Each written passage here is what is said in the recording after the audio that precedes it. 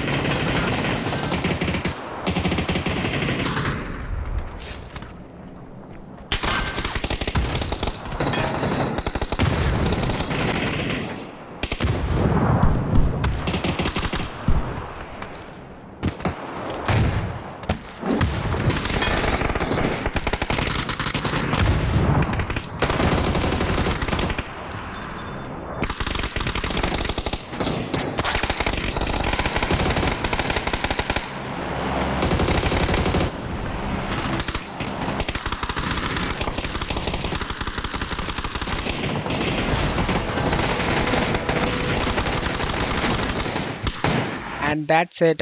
These are the best recoil control and sensitivity settings for PUBG PC in 2025, especially if you are a beginner. If this video helped you, drop a like, subscribe, and hit the bell icon for more PUBG tips.